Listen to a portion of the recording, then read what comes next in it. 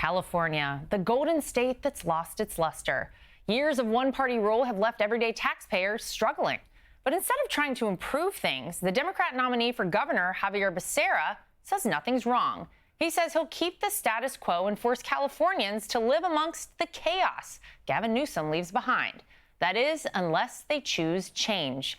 Steve Hilton is hoping voters will seek out a more affordable way of life and a return to common sense.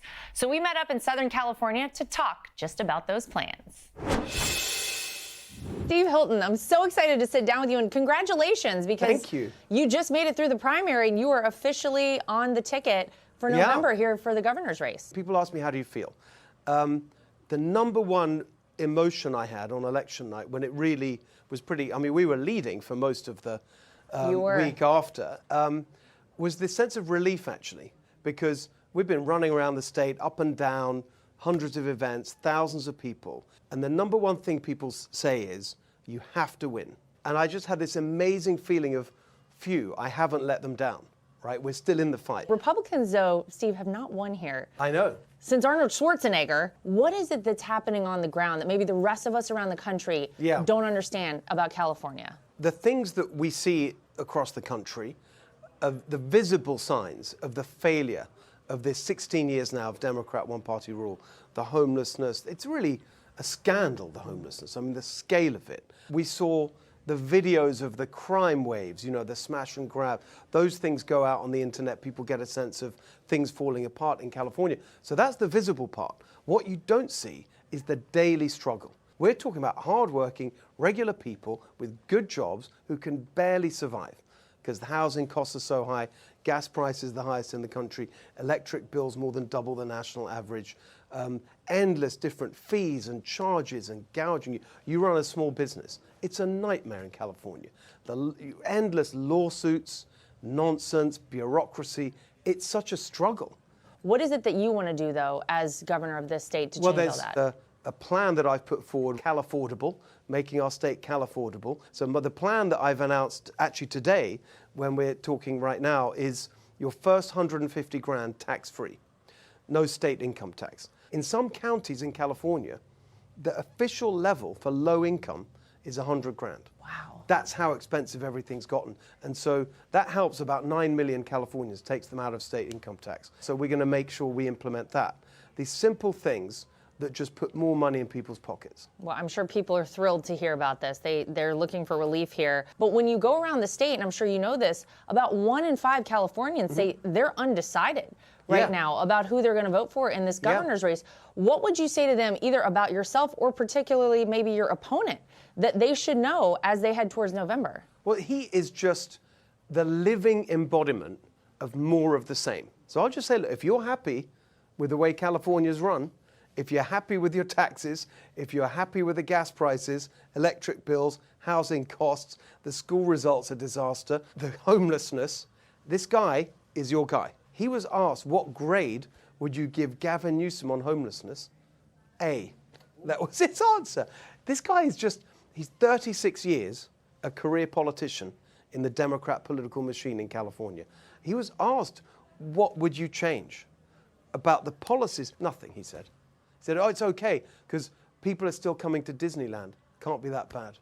Wow. This guy's not serious. Well, and look at his track record, too, as Biden's HHS secretary. This is very clearly a person who would be a liability, I think, to the state rather than help the state here. One of the other things I think that has been unbelievable to see is the damage that was done here during the Pacific Palisades fire. Oh, it's just unbelievable. It became a symbol, Steve, I think, of government incompetence for so many people, right? It seems like things are moving very slowly here to recover. But I'm curious from your perspective, who do you think holds the blame the most for the failures that occurred there? It's Gavin Newsom and Karen Bass. About 4 or 5 months into it, she did this press conference where she announced, and this is what they wrote on the social media post, I have just signed an executive order streamlining permitting so we can rebuild LA quickly. Then you watch what she actually said in the press conference, and I'll never forget the words. It was, I have just signed an executive order tasking agency heads with developing paths forward to streamlining permitting. You think nothing's going to happen.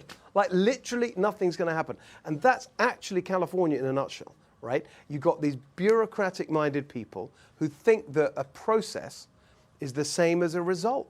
And that's what Newsom is like. That's what Karen Bass is like. Xavier Becerra, my opponent, exactly the same.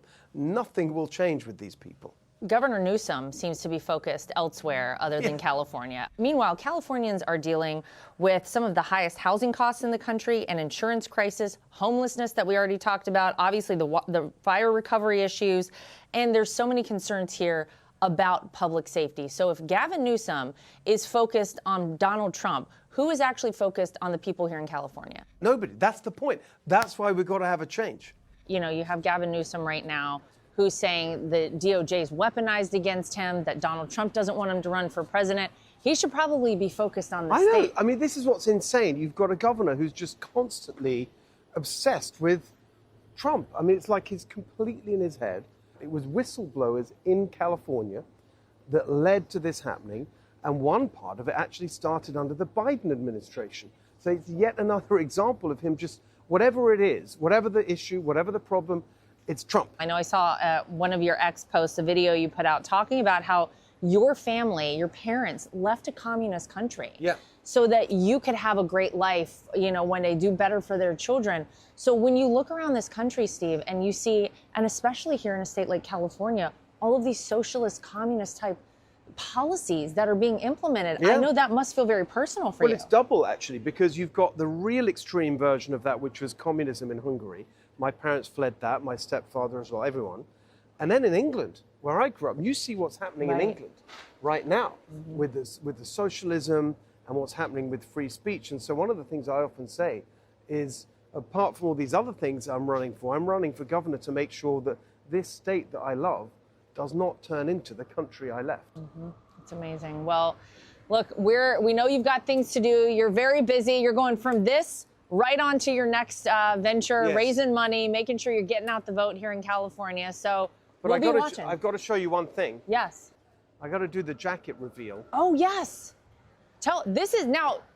You got some tips from the last Republican governor of the state, and it seems very important. Go ahead. So the last Republican governor, also with a funny accent, Arnold Schwarzenegger. When I became a citizen, one of the proudest days of my life, my team on my Fox show got various people to offer videos and congratulations, including the president, including Arnold, who said, "Congratulations, but you didn't have the right jacket. You've got to have the right jacket." And so he showed me what that meant. And I thought, well, I better get it for the special moment like this. Yes. And here it is. My proud American, proud Californian. Amazing. There we go. Be sure to like and subscribe for all the Fox News latest on YouTube and catch full shows streaming now on Fox One.